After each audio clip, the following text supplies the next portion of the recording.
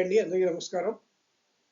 ముఖ్యంగా ఈ వారం ఈ వీడియోలో పెసా చట్టం భారతదేశంలో అనేక పరిపాలనలు అంటే కేంద్ర ప్రభుత్వం, రాష్ట్ర ప్రభుత్వాలు, అలాగే స్థానిక ప్రభుత్వాలుగా గ్రామీణ ప్రాంతాల్లో పంచాయతీలు, పట్టణాల్లో మున్సిపాలిటీ వ్యవస్థలు ఈ విధంగా పరిపాలన మొత్తం వికేంద్రీకరించబడినప్పటికీ కూడా మళ్ళీ పరిపాలనలో ఒక రకమైనటువంటి ఎక్స్టెన్షన్ విస్తరణను కోరుతూ విస్తరణ కొరకు చేయబడినటువంటి పెసా చట్టం ఎందుకు మళ్ళా ప్రత్యేకంగా దీన్ని తీసుకురావడం జరిగింది అనే నేపథ్యంలో మనం ఈరోజు ఈ పెసా 1996 Panchayat extension to schedule areas అనేటువంటి ఈ చట్టం కోసం మనం తెలుసుకోబోతున్నాం.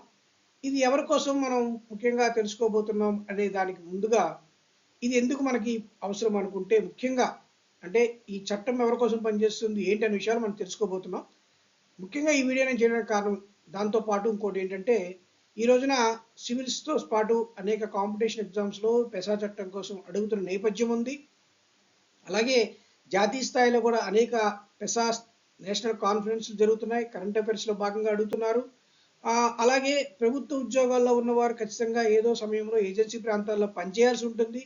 సో అటువంటి సందర్భాల్లో కేవలం ఏజెన్సీ ప్రాంతాల్లో మున్సిపాలిటీ వ్యవస్థ లేకపోతే పంచాయతీ వ్యవస్థ మాత్రమే కాకుండా ఖచ్చితంగా ఒక పంచాయతీకి ఎక్స్టెన్షన్ చేస్తూ చేయబడినటువంటి పెసా యాక్ట్ ఆధారంగా ఆయా ప్రాంతాల్లో మనం ఉద్యోగ బాధ్యతలు కూడా నిర్వహించవలసి ఉంటుంది. కాబట్టి ఆ యొక్క ఉద్యోగస్తులకి అలాగే ముఖ్యంగా ఈ పెసా చట్టం ద్వారా తమ యొక్క హక్కులు ఏంటి, వాటిని తాము ఎలా కాపాడుకునేటువంటి అవకాశాలు ఉన్నాయనే విషయంలో ఆ పెసా చట్టం పరిధిలో వచ్చేటువంటి ప్రాంతాలకు ప్రజలకు కూడా ఈ వీడియో అవసరం అవుతుందనేటువంటి ఉద్దేశంతో నేను ప్రత్యేకించి ఈ వీడియో చేయడం జరుగుతుంది.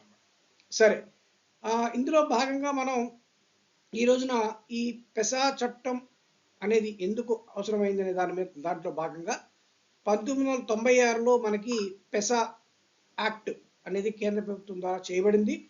పెసా PESA అంటే panchayati extension in schedule areas అనేటువంటి ఈ యొక్క చట్టాన్ని ఆ రోజున చేయడం జరిగింది. సో ఈ చట్టంలో ఉండేటువంటి 3 పదాలు అంటే మొత్తం ఈ చట్టం పేరుని ఒక 3 పదాలుగా విభజిస్తే మనకి దీని అర్థం కొంతవరకు స్పష్టత వస్తుంది. ఒకటి పంచాయతీస్ అంటే మనకు తెలుసు భారతదేశంలో పరిపాలన వికేంద్రీకరణలో భాగంగా కేంద్రము రాష్ట్ర ప్రభుత్వాలతో పాటు స్థానిక ప్రభుత్వాలుగా పట్టణాల్లో మున్సిపాలిటీ వ్యవస్థలు, పురపాలక వ్యవస్థని అలాగే గ్రామీణ ప్రాంతాల్లో పరిపాలనని పంచాయతీ వ్యవస్థలు నిర్వహిస్తూ ఉంటాయి. సో భారతదేశం పరిపాలన గ్రామీణ స్థాయిలో జరిగేటువంటి స్థానిక ప్రభుత్వ వ్యవస్థలుగా మనం పంచాయతీలు చెప్పుకుంటాం. సో అటువంటి పంచాయతీలు భారతదేశంలో మనకి భారత రాజ్యాంగం ఆర్టికల్ 243 ద్వారా ఈ పంచాయతీరాజ్ వ్యవస్థని మనం ఏర్పాటు చేసుకున్నాం. తర్వాత 73, 74 సవరణ ద్వారా 1990లో 92 ఆ సమయంలో చేసినటువంటి 73, 74 రాజ్యాంగ సవరణ ద్వారా 73 ద్వారా ముఖ్యంగా గ్రామీణ పరిపాలన సంబంధించి పంచాయతీలని అలాగే 74 ద్వారా పురపాలక సంఘాలు మున్సిపాలిటీ అర్బన్ వ్యవస్థని మనం ఏర్పాటు చేసుకుంటూ ముందుకు వెళ్తున్నాం. సో ఇందులో ముఖ్యంగా గ్రామీణ ప్రాంతాలకు సంబంధించినటువంటి పరిపాలనా వ్యవస్థగా పంచాయతీ గురించి మనకు తెలుసు. అలాగే రెండవది ఎక్స్టెన్షన్ అనే పదం. ఏంటి ఎక్స్టెన్షన్ చేశారు అంటే ఆల్రెడీ మనకు ఒక వ్యవస్థ ఉంది, రాజ్యాంగబద్ధంగా ఏర్పడినటువంటి పంచాయతీ అనేటువంటి ఒక వ్యవస్థ ఉంది. ఈ పంచాయతీ అనే వ్యవస్థని మళ్ళీ విస్తరించారు. ఎందుకు విస్తరించారు, దేనివల్ల మళ్ళీ పంచాయతీని విస్తరిస్తూ చేశారంటే టు షెడ్యూల్ ఏరియాస్ అంటే ప్రత్యేకించి గ్రామీణ పరిపాలనలో ఉండేటువంటి పంచాయతీరాజ్ వ్యవస్థ పంచాయతీ పరిపాలనని అలాగే అమలు చేస్తూ దాన్ని షెడ్యూల్ ఏరియాల్లోకి వచ్చేటప్పటికి దాన్ని పూర్తిగా ఎటువంటి పంచాయతీరాజ్ వ్యవస్థ ఉందో అలాగే కాకుండా అంటే ఆర్టికల్ 243లో ఉండేటువంటి పంచాయతీరాజ్ వ్యవస్థనే కాకుండా దాన్ని షెడ్యూల్ ప్రాంతాలలో ఉండేటువంటి పరిస్థితుల ఆధారంగా వ్యవస్థల ఆధారంగా అవన్నీ మనం చూద్దాం వీడియోలో. వీటన్నిటి ఆధారంగా మళ్ళీ ఈ యొక్క పంచాయతీరాజ్ సిస్టమ్ని పంచాయతీరాజ్ పరిపాలనని విస్తరిస్తూ ఎక్స్టెన్షన్ చేస్తూ ఈ చట్టాన్ని తీసుకొచ్చారు. దాన్ని పెసా పంచాయతీ ఎక్స్టెన్షన్ షెడ్యూల్ ఏరియాస్ అంటారు. సో సింపుల్గా పంచాయతీ పరిపాలన జరుగుతున్నటువంటి గ్రామీణ ప్రాంతాలు షెడ్యూల్ ఏరియాల్లో కనుక ఉంటే ఆ యొక్క షెడ్యూల్ ఏరియాల్లో ఖచ్చితంగా ఈ యొక్క పంచాయతీ పరిపాలనని మళ్ళీ విస్తరిస్తూ చేయబడిన చట్టంగా మనం ఈ యొక్క పెసా చట్టాన్ని చెప్పుకుంటాం. మరి ఎవరి కోసం చేశారు? ఇప్పుడే అనుకున్నాం. ఆల్రెడీ గ్రామీణ ప్రాంతాలు భారతదేశంలో ఉన్నాయి. గ్రామాల ప్రాంతాల పరిపాలన చేయడం కోసం మనం గ్రామీణ పరిపాలన వికేంద్రీకరిస్తూ స్థానిక ప్రభుత్వాలను గ్రామ పంచాయతీరాజ్ వ్యవస్థలు తీసుకొచ్చుకున్నాము. జిల్లా పరిషత్లు, మండల పరిషత్లు, గ్రామ పంచాయతీలు అంటూ. మళ్ళీ ప్రత్యేకించి పెసా చట్టాన్ని ఎవరి కోసం చేయాల్సి వచ్చిందంటే, ముఖ్యంగా మనం 243 ఆర్టికల్ తీసుకుని పంచాయతీరాజ్ వ్యవస్థలు తెచ్చినప్పటికీ కూడా తర్వాత దీని నేపథ్యంలో కొంతమంది కోర్టులకు వెళ్ళడం కానివ్వండి, అభ్యంతరాలు తెలియజేయడం కానీ జరిగింది. ఎందుకు? ఇది భారతదేశంలో ఉన్నటువంటి అన్ని గ్రామాలకు వర్తించదు. ముఖ్యంగా కొన్ని ప్రత్యేకమైన ప్రాంతాల్లో ఉండేటువంటి గ్రామాలకు వర్తించదు. ఎందుకంటే కొన్ని ప్రత్యేకమైన పరిస్థితులు ఉంటాయి. ముఖ్యంగా ఏంటంటే షెడ్యూల్ ప్రాంతాలు. షెడ్యూల్ ప్రాంతాలు అంటే ఏంటి? షెడ్యూల్ ఏరియాస్ అంటే ఏంటి? భారత రాజ్యాంగంలో కొన్ని షెడ్యూల్స్ ఉన్నాయి. భారత రాజ్యాంగం రకరకాలు ఉంటాయి, షెడ్యూల్స్, ఆర్టికల్స్ ఇలాగా. సో కొన్ని షెడ్యూల్స్లో షెడ్యూల్ నెంబర్ 5, షెడ్యూల్ నెంబర్ 6, ఈ రెండు షెడ్యూల్స్లో కొన్ని ప్రత్యేకమైన ప్రాంతాలని కొన్ని భారతదేశంలో ఉండేటువంటి కొన్ని ప్రత్యేకమైన ప్రాంతాలని షెడ్యూల్ ఏరియాల కింద అనుకున్నారు. అంటే మనకి భారత రాజ్యాంగం వచ్చిన 1990లోనే కాన్స్టిట్యూషన్ ఆర్డర్ నెంబర్ 9 కూడా వచ్చింది. దీని ద్వారా తర్వాత వచ్చేటువంటి కొన్ని కాన్స్టిట్యూషన్ ఆర్డర్లు, గజెట్ల ద్వారా పూర్తిగా మనం భారతదేశంలోని షెడ్యూల్ ప్రాంతాలని మనం ఆ రోజు డిక్లేర్ చేయడం జరిగింది. అంటే కొండ ప్రాంతాలు, ఏజెన్సీ ప్రాంతాలు, అటవీ ప్రాంతాలు, ఇటువంటి ప్రాంతాలు ఉండేటువంటి వాటిని కొన్ని షెడ్యూల్ ప్రాంతాలుగా తీసుకుంటూ షెడ్యూల్ 5, షెడ్యూల్ 6 తీసుకున్నాం. సో షెడ్యూల్ 6లో ఉండేటువంటివన్నీ కూడా ఈశాన్య ప్రాంతాలు, ఈశాన్య రాష్ట్రాలకు సంబంధించి అస్సాం ఇటువంటి ఈశాన్య ప్రాంతాల్లో ఉండేటువంటి ప్రత్యేక ప్రాంతాలుగా వాటిని మనం గుర్తించి షెడ్యూల్ 6లో పెట్టుకున్నాం. అలాగే అడవులు, ఏజెన్సీ, ఇటువంటి కొన్ని కొండ ప్రాంతాలు, ఇవన్నీ కలిపి కొన్ని ప్రాంతాలు, ముఖ్యంగా ఏజెన్సీ ప్రాంతంగా గుర్తించబడినటువంటి ప్రాంతాన్ని కూడా షెడ్యూల్ ఏరియాగా షెడ్యూల్ 5లో మనం పెట్టుకున్నాం. సో అటువంటి షెడ్యూల్ ఏరియాల కొరకు, అందులో నివసించేటువంటి గిరిజనుల కొరకు ఈ యొక్క పెసా చట్టాన్ని మనం చేయడం జరిగింది అన్నమాట. అంటే భారతదేశంలో షెడ్యూల్ ప్రాంతాలుగా గుర్తించబడినటువంటి, ముఖ్యంగా 5వ షెడ్యూల్ ప్రాంతాలుగా గుర్తించబడిన ప్రాంతాలలో నివసిస్తున్నటువంటి గిరిజనులు, మళ్ళీ ఆ గిరిజనులు అమెరికాలోను, హైదరాబాద్లోను, విశాఖపట్నంలో నివసిస్తే కాదు, ఆ యొక్క షెడ్యూల్ 5 ప్రాంతాల్లో నివసిస్తున్నటువంటి గిరిజనుల కోసం ప్రత్యేకంగా మనం పెసా చట్టాన్ని తీసుకురావడం జరిగింది. సో అసలు గిరిజనులు అంటే ఎవరు? మనకు తెలుసు. గిరిజనులు అంటే కొన్ని వేల సంవత్సరాలుగా అడవులలో నివాసం ఉంటూ జీవనం సాగిస్తున్న వారిని గిరిజనులు లేదా మన ఆదివాసీలు అంటాం. రాజ్యాంగం ప్రకారం వీరిని షెడ్యూల్ ట్రైబ్స్ అని కూడా మనం అంటూ ఉంటాం. ఇలా వాటిని షెడ్యూల్ ట్రైబ్స్గా మన రాష్ట్రపతి ప్రకటిస్తూ ఉంటారు. భారతదేశంలో అనేక రకాల గిరిజన తెగలు ఉన్నాయి. మన ఆంధ్రప్రదేశ్లో సుమారు 34 తెగల వరకు ఉన్నాయి. సో ఇవన్నీ కూడా ఆ యొక్క ప్రాంతాల్లో ఉండేటువంటి ప్రత్యేకతల ఆధారంగా ఏర్పడుతూ ఉంటాయి. కాబట్టి వీటన్నిటిని కూడా ప్రత్యేకంగా మనం షెడ్యూల్ ట్రైబ్స్గా వీరిని గుర్తిస్తూ వారిని రాజ్యాంగబద్ధంగా గుర్తించబడినటువంటి గిరిజనులుగా మనం చెప్పుకోవడం జరుగుతూ ఉందన్నమాట. సో మరి ఈ విధంగా వారిని మనం గుర్తించబడుతున్నామంటే ఏ రకమైనటువంటి రాజ్యాంగపరమైనటువంటి చట్టాలు కానీ, శాసనాలు కానీ మనకు ఉన్నాయి అంటే, ముఖ్యంగా రాజ్యాంగంలో ఉండేటువంటి ఆర్టికల్స్. రాజ్యాంగంలో కొన్ని ఆర్టికల్స్ మనం తీసుకుంటే 366 ప్రకారం మనకి షెడ్యూల్ తెగలు రాజ్యాంగంలోని ఆర్టికల్ 342 ప్రకారం షెడ్యూల్ చేయబడిన వర్గాలుగా చెప్పబడడం జరిగింది. ముఖ్యంగా ఇక్కడ చూద్దాం మనం కొన్ని ఆర్టికల్స్. రాజ్యాంగంలో ఆర్టికల్ 366(25) ప్రకారం షెడ్యూల్ తెగలు రాజ్యాంగంలోని ఆర్టికల్ 342 ప్రకారం షెడ్యూల్ చేయబడిన వర్గాలుగా చెప్పబడడం జరిగింది అన్నారు. సరే, అంటే అసలు 342లో ఏముంది చూద్దాం. రాజ్యాంగంలోని ఆర్టికల్ 342 ప్రకారం షెడ్యూల్ తెగలంటే తెగలు లేదా గిరిజన సంఘాలు లేదా ఈ తెగలు మరియు గిరిజనుల వర్గాలలోని ఒక భాగం లేదా సమూహాలు. వీటిని సంబంధిత రాష్ట్ర గవర్నర్ను సంబంధించి రాష్ట్రపతి బహిరంగ నోటిఫికేషన్ ద్వారా ప్రకటిస్తారు. దీనికి అనుగుణంగా పార్లమెంటు ఎవరినైనా చేర్చాలన్నా తొలగించాలన్నా చట్టం చేయాలి తప్ప రాష్ట్రపతి నోటిఫికేషన్ భిన్నంగా మరో నోటిఫికేషన్ మాత్రం చేయకూడదు. అంటే పూర్తిగా దీని యొక్క నోటిఫికేషన్ అధికారం అనేది రాష్ట్రపతి గారికి దీని ద్వారా వస్తుంది. ఆ రకమైన నోటిఫికేషన్ ద్వారా గుర్తించబడే వారిని మనం పూర్తిగా షెడ్యూల్ తెగలుగా మనం గుర్తించడం జరుగుతుంది అన్నమాట. అలాగే వీరి కోసం రాజ్యాంగంలో ఆర్టికల్ 338 ప్రకారం మనకి జాతీయ షెడ్యూల్ తెగల కమిషన్ కూడా ఏర్పడింది. 89వ రాజ్యాంగ సవరణ ద్వారా 2003లో వీరికి సంబంధించినటువంటి ఎటువంటి విధానాలు కానీ, అంశాలు కానీ కేంద్ర రాష్ట్ర ప్రభుత్వాలు కానీ తయారు చేస్తే తప్పనిసరిగా ఈ కమిషన్ సంప్రదించాలంటూ వీరికి ఇటువంటి రాజ్యాంగబద్ధమైనటువంటి రక్షణ హక్కులు కూడా కల్పించడం జరిగింది. సో ఆ విధంగా గిరిజనులు ఉండేటువంటి ప్రాంతాలను షెడ్యూల్ ఏరియా, ప్రత్యేకంగా ఉన్నటువంటి ప్రాంతాలను షెడ్యూల్ ఏరియాలు అంటాం. వీటి గుర్తింపు నోటిఫై చేయడం అంటాం. అలాగే భారత రాజ్యాంగంలో 5 షెడ్యూల్ మరియు 6వ షెడ్యూల్ ప్రాంతాల్లో వీటిని గుర్తిస్తాను కూడా మనం తెలుసుకుంటాం. ముఖ్యంగా 5వ షెడ్యూల్ ప్రాంతాలుగా మనం ప్రస్తుతం ఎక్కడెక్కడ ఉన్నాయంటే 10 రాష్ట్రాల్లో ఉన్నాయి.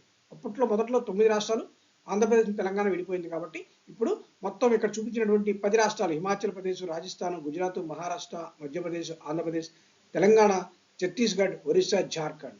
సో ఈ 10 రాష్ట్రాలలో ఈ యొక్క షెడ్యూల్ 5 ఏరియాస్కి సంబంధించిన ప్రాంతాలు ఉన్నాయని మనందరం కూడా భావించాల్సి ఉంటుంది. ముఖ్యంగా ఆంధ్రప్రదేశ్ తీసుకుంటే ఒక ఉదాహరణగా ఆంధ్రప్రదేశ్ డేటాను మనం తీసుకుంటే మనకి భారతదేశంలో అటవీ భూమి 21.67% ఉంటే దేశ జనాభా గిరిజనులు 8.2% ఉన్నారు. ఆంధ్రప్రదేశ్లో వీరు 5.6% ఉన్నారు. ఈ విధంగా కొత్తగా ఏర్పడిన రాష్ట్రాలు మన ఆంధ్రప్రదేశ్లో కొత్తగా ఏర్పడిన రాష్ట్రాలు తీసుకుంటే 5వ షెడ్యూల్ ప్రాంతాల కింద అల్లూరి సీతారామరాజు ఏఎస్ఆర్ పాడేరు జిల్లా, ఇందులో 22 మండలాలు ఉన్నాయి. అంటే ఏఎస్ఆర్ పాడేరు అంటే పాడేరు డివిజన్లో ఉన్నటువంటి 11 మండలాలు, రంపచోడవరం మండలంలో 11 మండలాలు కలిపి మొత్తం 22 మండలాన్ని అల్లూరి సీతారామరాజు పాడేరు జిల్లాగా ఉంది. ఆ జిల్లా మొత్తం కూడా మనం పెసా ప్రాంతం కింద తీసుకుంటాం. అలాగే మన్యం పార్వతీపురం మన్యం జిల్లాలో కూడా 8 మండలాలు ఉన్నాయి. వాటిని కూడా మనం పెసా ప్రాంతం కింద తీసుకుంటాం. ఏలూరు జిల్లా మొత్తం మీద ఒక 5 మండలాలు ఉన్నాయి. వాటిని కూడా మనం ఇందులో తీసుకుంటాం. అనకాపల్లికి సంబంధించినటువంటి ఒక మండలానికి సంబంధించి కొన్ని పంచాయతీలు అక్కడ ఉన్నాయి. సో ఈ విధంగా మొత్తంగా మనకి 4 జిల్లాల్లో 5వ షెడ్యూల్ ప్రాంతాల్లో సుమారుగా 36 మండలాలు ఉన్నాయి. ఈ విధంగా ఉన్న మండలాల్లో ఉన్నటువంటి గ్రామాలు ఇవన్నీ కూడా పెసా ప్రాంతాలుగా మన రాష్ట్రం గుర్తించుకుంది. ఈ విధంగా అన్ని రాష్ట్రాల్లో కూడా పెసా రాష్ట్రాలు, పెసా ప్రాంతాలు ఉండడం జరుగుతుంది. సో ఈ విధంగా ఉన్నటువంటి ప్రాంతాల ఆధారంగా మనం పెసా చట్టాన్ని తీసుకొచ్చినప్పుడు ఈ పెసా చట్టానికి మూలం ఏంటి? సో ఇందాక మనం అనుకున్నాం ఆల్రెడీ మన రాజ్యాంగంలో ఆర్టికల్ 243 ప్రకారం పంచాయతీరాజ్ వ్యవస్థను ఏర్పాటు చేశారు. తర్వాత దానికి సంబంధించి జరిగిన రాజ్యాంగ సవరణలో భాగంగా 243 ఆర్టికల్ని 243 నుంచి 243 వరకు కూడా చేసుకోవడం జరిగింది. ఇందులో ఒక అంశం ఉంది, అదేంటంటే 243 243 అనేది ఈ పంచాయతీరాజ్ వ్యవస్థలో ఉన్నటువంటి కొన్ని మినహాయింపుల గురించి చెప్తుంది. సో ఆ విధంగా చెప్పినప్పుడు ఏం చెప్పారు, ఆ 243 ప్రకారం చెప్పబడిన పంచాయతీల రూపంలో ఏర్పడే స్థానిక ప్రభుత్వాల విషయాన్ని 244 ఆర్టికల్లోని క్లాజ్ 1లో చెప్పబడిన షెడ్యూల్ ప్రాంతాలు, ఆదివాసీ ప్రాంతాలకు ఈ భాగం యథాతథంగా వర్తించదు అన్నారు. సో మనం 243 ద్వారా ఏర్పడినప్పుడు పంచాయతీరాజ్ వ్యవస్థ అయినప్పటికీ కూడా ఈ పంచాయతీరాజ్ అమలు జరుగుతున్నటువంటి ప్రాంతాలలో జరుగుతున్నటువంటి నేపథ్యంలో 244 ఆర్టికల్ క్లాజ్ 1లో చెప్పబడిన షెడ్యూల్ ప్రాంతాలు, ఆదివాసీ ప్రాంతాల గురించి ఎక్కడ చెప్పారు? 244 ఆర్టికల్లో క్లాజ్ 1లో చెప్పారు. సో అందులో చెప్పబడిన ప్రాంతాలకు ఈ 243 ఆర్టికల్ అనేది యథాతథంగా వర్తించదు కాబట్టి 243 ప్రకారం ఉన్నటువంటి మినహాయింపులు దీనికి ఉంటాయి అని. సో ఆ విధంగా ఉన్నటువంటి మినహాయింపుల ఆధారంగా ఆర్టికల్ 244లో షెడ్యూల్ ప్రాంతాలు పరిపాలనకు సంబంధించి ప్రత్యేకంగా షెడ్యూల్ 5 మరియు షెడ్యూల్ 6 ఉంటాయి. అందులో షెడ్యూల్ 6లో నిషేధ ప్రాంతాలు మినహాయించగా మిగిలిన షెడ్యూల్ 5 ప్రాంతాల్లోని భాగాలకు ఈ అంశం అంటే ఇప్పుడే చెప్పుకున్నాం 243 ప్రకారం ఉన్న మినహాయింపులన్నీ కూడా 244 ఆర్టికల్ క్లాజ్ 1లో ఉన్న షెడ్యూల్ ప్రాంతాలకి ఉంటాయి. కాబట్టి ఆ విధమైన అంశాల ఆధారంగా మనం మళ్ళా పంచాయతీరాజ్ వ్యవస్థని, పంచాయతీరాజ్ సిస్టమ్ని, పంచాయతీ పరిపాలనని ఈ యొక్క షెడ్యూల్ ప్రాంతాల్లో మనం మార్పు చేసుకోవాలి. ఆ విధంగా మార్పు చేసుకోవడాన్ని మనం ఎక్స్టెన్షన్ అనేటువంటి పదంతో వాడుతూ మనం పెసా చట్టం వైపు వెళ్ళాం. సో పెసా చట్టంలో మనం తెలుసుకోండి 4 ప్రధానమైన అంశాలు ఉన్నాయి. భారతదేశం నుంచి ఆంధ్రప్రదేశ్ వరకు తీసుకోండి. పెసా చట్టం మొట్టమొదటిసారిగా 1996 ఏర్పడడానికి ముందు ఇప్పుడే చెప్పాను, ఫస్ట్ ఆధారం కాన్స్టిట్యూషన్ 243 ఆర్టికల్. 243 ఆర్టికల్లో పంచాయతీరాజ్ వ్యవస్థ ఏర్పడినప్పటికీ కూడా 243 ద్వారా ఉన్న మినహాయింపుల ఆధారంగా మనం ఈ యొక్క వ్యవస్థల గురించి ఆలోచించడం జరిగింది. తద్వారా 1996లో పెసా చట్టం అనేది కేంద్ర ప్రభుత్వం మొట్టమొదటిసారిగా ఈ చట్టాన్ని తీసుకురావడం జరిగింది. తర్వాత పంచాయతీరాజ్ వ్యవస్థ రాష్ట్రాల జాబితాలో ఉంటుంది కాబట్టి మన రాష్ట్రాలు దాని మీద మార్పులు చేయాలి. అయితే ఈ లోపలనే 1994లో ఆంధ్రప్రదేశ్ పంచాయతీరాజ్ చట్టం వచ్చింది. అంటే 73, 74 రాజ్యాంగ సవరణ అయిపోయిన వెంటనే 1994లో ఆంధ్రప్రదేశ్ పంచాయతీరాజ్ చట్టం వచ్చింది. ఆ ఆంధ్రప్రదేశ్ పంచాయతీరాజ్ చట్టం సెక్షన్ 242లో ఇటువంటి అంశాలు ఉన్నప్పటికీ కూడా పెసా చట్టం కోసం పూర్తిగా దాంట్లో ఎటువంటి ఇది లేకపోవడం వల్ల ఈ యొక్క 1994 చట్టంలో లేకపోవడం వల్ల తర్వాత గొడవలు కోర్టు కేసుల నేపథ్యంలో 1995లో వచ్చినటువంటి బూరియా అనేటువంటి ఒక కమిటీ ఈ యొక్క పెసా చట్టానికి సంబంధించిన నిబంధనలు ఏర్పడినటువంటి విషయాలు కూడా సిఫార్సు చేసింది.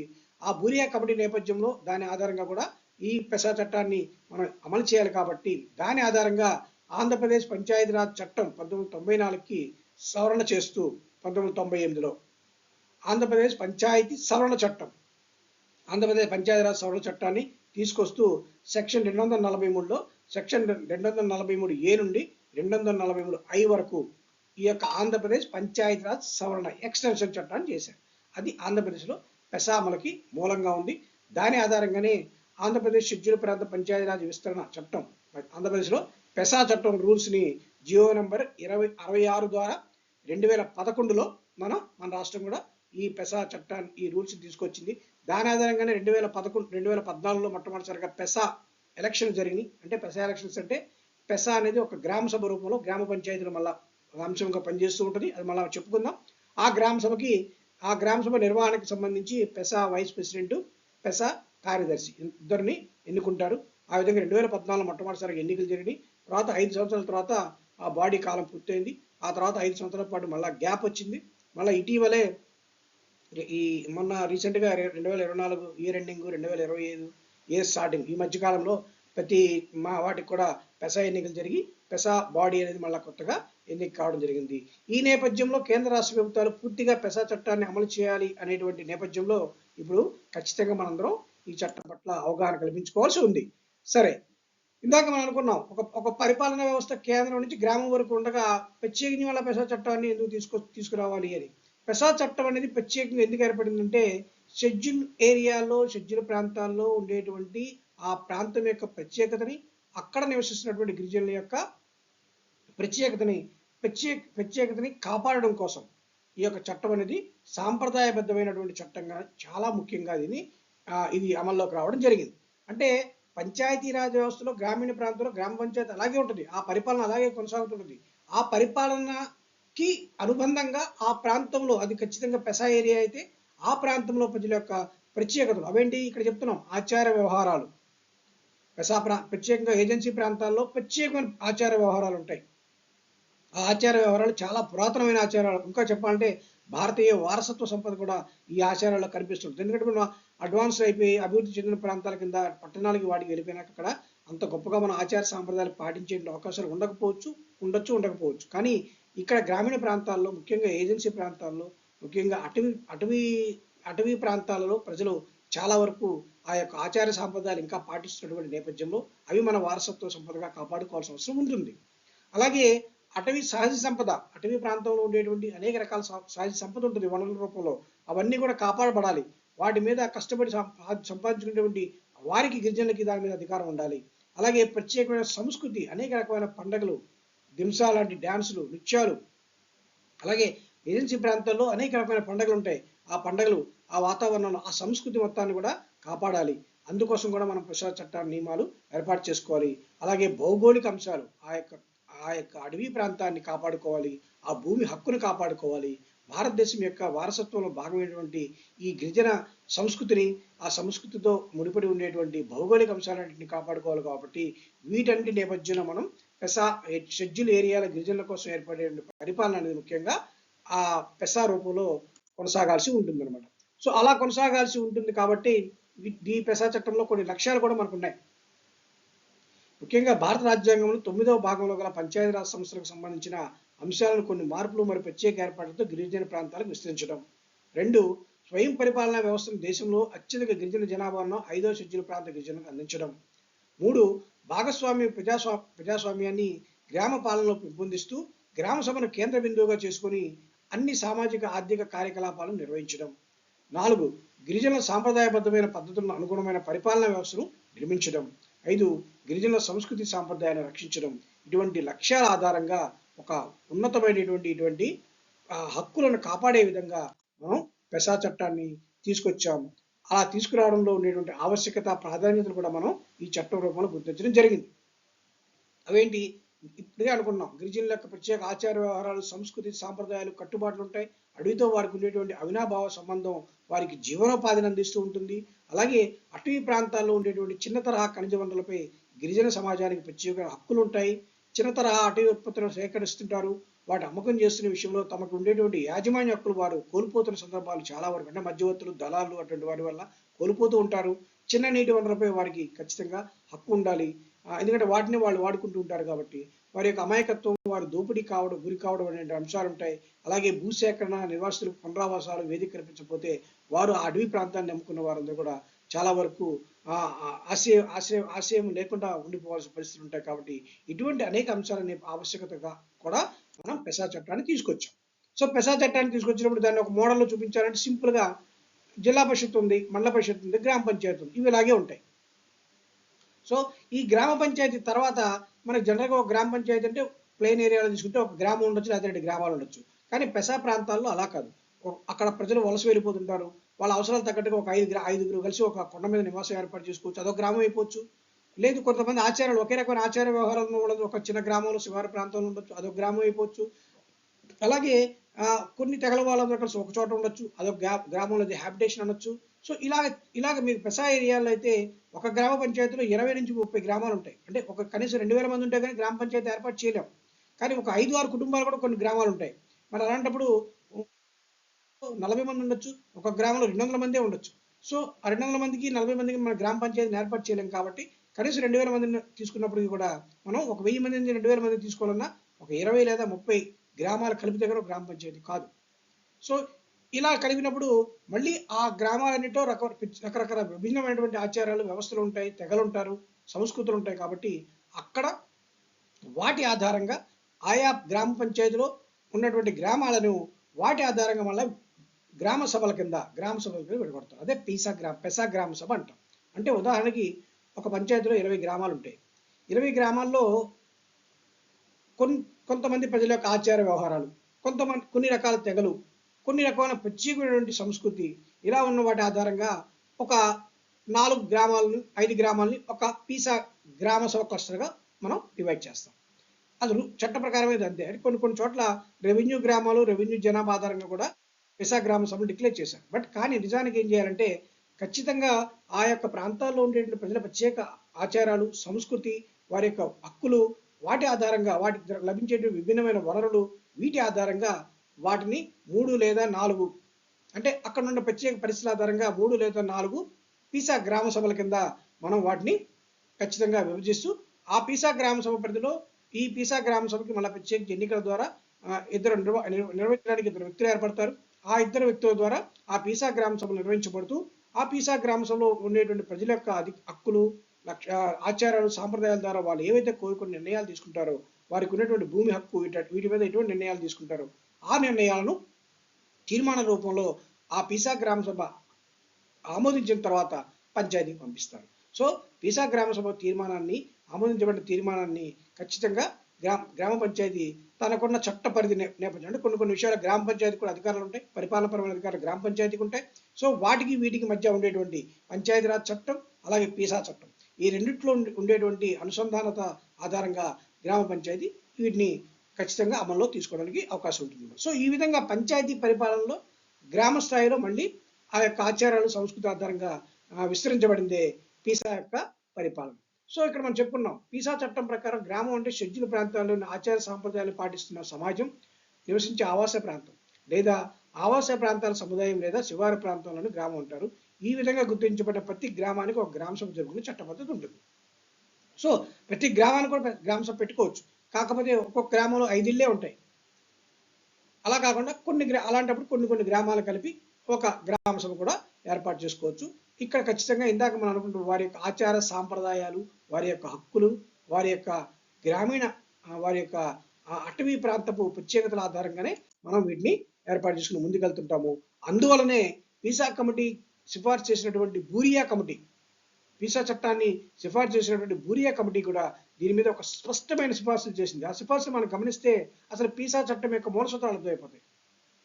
మొట్టమొదటి గ్రామ సభ ఆధిపత్యం. ఖచ్చితంగా ఆ గ్రామ సభ అనేది ఆ ప్రజల యొక్క ఆచారాలు, సాంప్రదాయాలు, వారికి ఉన్న హక్కులకి ప్రాధాన్యత వహిస్తుంది. కాబట్టి గ్రామ సభకి ఖచ్చితంగా పీసా గ్రామ సభకి ఆధిపత్యం ఉండే విధంగా ఉంటుందన్నమాట. రెండవది, ఇది సాంప్రదాయపరమైన చట్టం, అలాగే సంఘర్షణల పరిష్కారం చూపించేటువంటి చట్టం. పరిపాలనా వ్యవస్థలు ఆల్రెడీ ఉన్నాయి, మండల పరిషత్, జిల్లా పరిషత్, గ్రామ పంచాయతీలు ఉన్నాయి, చట్ట ప్రకారం పనిచేస్తున్న, రాజ్యాంగ ప్రకారం ఉన్నాయి. కానీ ఇక్కడ ప్రత్యేకించి ఏంటంటే ఈ పరిపాలనలో భాగంగానే ప్రజలు ఉండేటువంటి ఆచార వ్యవహారాలు, ఆ ప్రాంతం ఉండే ప్రత్యేకతల ఆధారంగా మనం చట్టాన్ని తెచ్చాం. కాబట్టి వీరికి ఉండేటువంటి ప్రత్యేకతలన్నింటినీ కొన్ని సాంప్రదాయాల రూపంలో మనం చెప్పుకున్నాం కాబట్టి ఈ చట్టాన్ని ఒక సాంప్రదాయబద్ధమైన చట్టంగా మనం ఖచ్చితంగా అమలు చేసేటువంటి అవకాశం ఉంటుందన్నమాట. అలాగే సంఘర్షణ పరిష్కారం, ఆల్రెడీ వివాదాల పరిష్కార నేపథ్యం అనేది వాళ్ళ మధ్యలో ఉంది. అసలు మనకి అటవీ ప్రాంతాల్లో చాలామంది గ్రామ పెద్దలు ఉంటారు, కోయిదర్లు ఉంటారు, అక్కడ చాలా వ్యవస్థలు ఉన్నాయి. ఆ వ్యవస్థల ద్వారా వాళ్ళు వివాదాలు, చిన్న చిన్న వివాదాలు అలా పరిష్కరించుకుంటారు. ఇంకా పరిష్కరించలేకపోతే పిసా గ్రామ సభకు వచ్చి పరిష్కరించుకుంటారు. కానీ వివాదం వేరు, నేరం వేరు. నేరం, ఆ వివాదం అనేది నేరం స్థాయికి వెళ్ళినప్పుడు ఖచ్చితంగా ప్రభుత్వం యొక్క అధికారం ఉంటుంది. అలాగే చట్టం కానివ్వండి, న్యాయ వ్యవస్థలు కానీ అక్కడ ఇన్వాల్వ్మెంట్ ఉంటాయి. అక్కడ కూడా పిసా చట్టంలో అవి కూడా చెప్పారు. ఏ స్థాయి నుంచి మనం పోలీస్ వ్యవస్థకి వెళ్ళాలి, ఏ స్థాయి నుంచి మనం న్యాయస్థానానికి వెళ్ళాలి, ఏ స్థాయి నుంచి కోర్టుకు వెళ్ళాలని చెప్పారు. అవి కాకుండా సాంప్రదాయబద్ధమైన అంశాల విషయంలో ఎటువంటి వివాదాలు కానీ ఏమైనా వచ్చినా ఆ సంఘర్షణ పరిష్కరించే విధంగా కూడా, ఆ కాన్ఫ్లిక్ట్ రిజల్యూషన్స్ విధంగా కూడా పిసా చట్టం అనేది ఖచ్చితంగా పనిచేస్తూ ఉండాలి. అలాగే ఆ యొక్క ప్రాంతంలో ఉండేటువంటి వనరుల నియంత్రణ అనేది చాలా ముఖ్యం. వనరులు ఎలా నియంత్రించాలి, ప్రజలు ఏ విధంగా వనరులు సేకరించాలి, ఆ సేకరించిన వనరులకి గిట్టుబాటు ధరను ఎలా ఏర్పాటు చేసుకోవాలి, ఈ విషయాలన్నింటి మీద కూడా నియంత్రించే విధానం పిసా గ్రామ సభల రూపంలో ఈ యొక్క పిసా మూలసూత్రంగా ఉంది. అలాగే సాంస్కృతిక గుర్తింపు పద్ధతులు అనేవి చాలా కీలకమైన అంశము. ఈ యొక్క సంస్కృతి గుర్తింపు పద్ధతులు అనేవి ఇక్కడ కాపాడబడాలి. భూమి అన్యాక్రాంతం జరగాలి. ఖచ్చితంగా ఈ ప్రాంతాల్లో ఉండే వారందరూ కూడా భూమి హక్కు వారికి ఉండే విధంగా కొన్ని ప్రత్యేక సందర్భాల్లో ప్రభుత్వాలు వాడి భూమి మీద నిర్ణయాలు తీసుకున్నప్పుడు ఏ విధంగా పాటించాలి ఏంటి అనే విషయాలు అన్నిట్లు చూసుకుంటూ భూమి అన్యాక్రాంతం అనేది జరగకుండా ఈ చట్టం ద్వారా చూడాల్సి ఉంటుంది అనమాట. సో ఈ విధంగా పెసా చట్టం అనేది ఒక ప్రత్యేకమైన చట్టంగా పంచాయతీరాజ్ వ్యవస్థలో ఉండేటువంటి పరిపాలనలోని ఇంకా కొంత విస్తరణ రూపంలో ముందుకు రావడం జరిగింది. అలా చెప్పుకున్నప్పుడు పెసా చట్టంలో మనకి 5 సెక్షన్స్ ఉన్నాయి ప్రధానంగా. సో 5 సెక్షన్లో సెక్షన్ 1 ఏంటంటే, ఇప్పుడు మనం అనుకుంటే ఆ చట్టం యొక్క టైటిల్ చెప్తుంది, panchayati extension to schedule area అంటే ఏంటో చెప్తుంది. సెక్షన్ 2లో కొన్ని అంశాలు చెప్తారు. మనకి పంచాయతీ జనరల్గా గ్రామ పంచాయతీ వ్యవస్థలో గ్రామ సభ అంటే ఆర్టికల్ 243A(c)లో చెప్పినటువంటి గ్రామ సభ. కానీ పేసా చట్టం అమల్లో ఉన్నటువంటి షెడ్యూల్ ప్రాంతాల్లో గ్రామ సభ అంటే సెక్షన్ 2 ప్రకారం, సెక్షన్ 2లో మనకి రూల్ నెంబర్ 4 ఉంది. ఇక్కడే మనకి రూల్ నెంబర్ 4 ఉంది. దీని ప్రకారం అలాగే ఇందులో సెక్షన్ 4 కూడా ఉంది. దాని ప్రకారం తీసుకుంటే గ్రామ సభ అంటే పీసా గ్రామ సభ కానీ మనం తీసుకోవాలి షెడ్యూల్ ప్రాంతాలలో. సో రెండోది, కొన్ని మైనర్ వాటర్ బాడీస్ ఉంటాయి, చిన్న తరహా వాటర్ బాడీస్ ఉంటాయి. సో ఇటువంటి విషయాల్లో కూడా పీసా గ్రామ సభకి ఎటువంటి అవకాశాలు ఉన్నాయి అనేది కూడా సెక్షన్ 2లో చెప్తారు. అలాగే ముఖ్యంగా షెడ్యూల్ ప్రాంతాలు అంటే ఏంటి అనే విషయం చెప్పారు. ఇక్కడ పీసా షెడ్యూల్ ప్రాంతాల ఏరియాలో కమిషనర్ అంటే ట్రైబల్ వెల్ఫేర్ కమిషన్ అనేటువంటి అర్థంగా తీసుకోవాలని కూడా ఈ యొక్క సెక్షన్ 2లో చెప్పడం జరిగింది. సెక్షన్ 3లో 9వ భాగాన్ని పొడిగింపు, ఏ విధంగా 9వ భాగాన్ని పొడిగించారనే విషయాన్ని సెక్షన్ 3లో చెప్పారు. ముఖ్యంగా సెక్షన్ 4 అనేది చాలా పెద్ద సెక్షన్. ఇందులోనే మళ్ళీ సబ్ క్లాజుల రూపంలో అనేక విషయాలు, మొత్తం అసలు పీసా అడ్మినిస్ట్రేషన్ సంబంధించిన సెక్షన్ అంటే సెక్షన్ 4.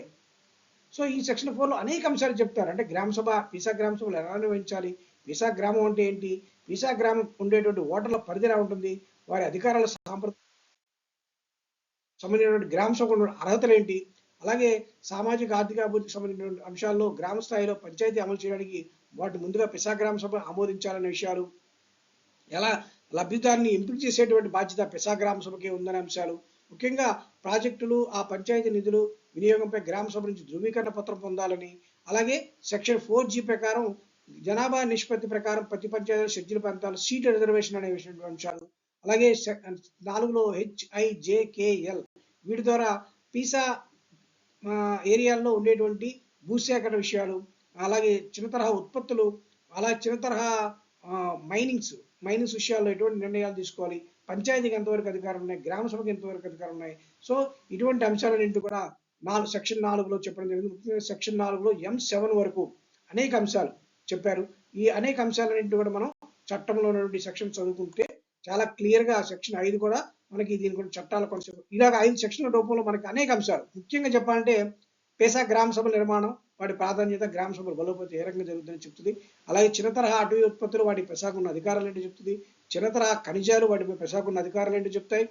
ముఖ్యంగా పెసా ప్రాంతాల్లో మాదక ద్రవ్యాల వినియోగం మరియు విషయాలు అంటారు, కానీ మాదక ద్రవ్యాలు కాదు, కానీ పెసా ప్రాంతాల్లో సాంప్రదాయపు పానీయాలు అంటే వారికి అక్కడ లభించేటువంటి చెట్ల ద్వారా తయారు చేసిన పానీయాలు కొన్ని ఉంటాయి, వాటిని ఉపయోగించుకోవడంలో ఎంతవరకు అవకాశం ఉంటుంది అనేటువంటి విషయాలు. అవి కాకుండా మత్తు పదార్థాలు మాదక ద్రవ్యాల మీద మాత్రం ఖచ్చితంగా నిషేధం ఎలా ఉంటుందనే విషయం. అలా నెక్స్ట్ ఈ ఏరియాలో రుణాలు ప్రజలు రుణగ్రస్తత కాకుండా ఎటువంటి నియంత్రణ ఉందా అంశాలు చెప్తాయి. గిరిజన ప్రాంతాల యొక్క సాంప్రదాయ పద్ధతులు వాళ్ళ యొక్క వివాదాలు ఎలా పరిష్కరించుకోవాలని అంశాలు చెప్తారు. అలాగే ఈ యొక్క ఏరియాలో ఉండేటువంటి పెసా ఏరియాలో ఉండేటువంటి అనేక రకాల భూములు అధికారాల ఈ విధంగా పెసా చట్టం ద్వారా మనం షెడ్యూల్ ప్రాంతాలలో నివసించేటువంటి గిరిజనుల హక్కుల కొరకు, వారి యొక్క హక్కులు కాపాడడం కొరకు, వారి ఆచార వ్యవహారాలు సాంప్రదాయాలను కాపాడుకోవడం కొరకు ఈ యొక్క చట్టాన్ని పూర్తి స్థాయిలో మనందరం అమలు చేయడంలో భాగస్వాములుగా ముందుకు నడవాల్సి ఉంటుంది. సో ఆ విధంగా మనం ఈ చట్టం ఎంత బాగా అమల్లో సక్సెస్ అవుతుందో అంత బాగా మన భారతీయ వారసత్వంలో ఒక భాగమైనటువంటి అడవి ప్రాంతం యొక్క హక్కులు, అలాగే అటవీ ప్రాంతం యొక్క సంస్కృతి, నాగరికత, ఆ యొక్క ఆచార వ్యవహారాలు, సాంప్రదాయాలు మనందరం కూడా కాపాడుకోవడానికి అవకాశం ఏర్పడుతుంది. అలాగే దీన్ని పూర్తిగా ఒక సాంప్రదాయబద్ధమైనటువంటి చట్టం అనేటువంటి అంశాన్ని తీసుకుని ఆ నేపథ్యంలో మన యొక్క షెడ్యూల్ ప్రాంతాల్లో ఉండే గిరిజనుల హక్కులు కాపాడే విధంగా ఈ చట్టాన్ని మనం ముందుకు తీసుకెళ్లాలనే భావనతో దీన్ని మనం ఎగ్జామ్స్ లో కూడా చక్కగా ప్రజెంట్ చేయగలిగితే మంచి మార్కుల్ని మనం పొందడానికి అవకాశం ఉంటుంది. కాబట్టి ఆ విధంగా పెసా చట్టాన్ని మనం అర్థం చేసుకోవాల్సి ఉంటుందిగా కోరుతూ థ్యాంక్ యూ వెరీ మచ్.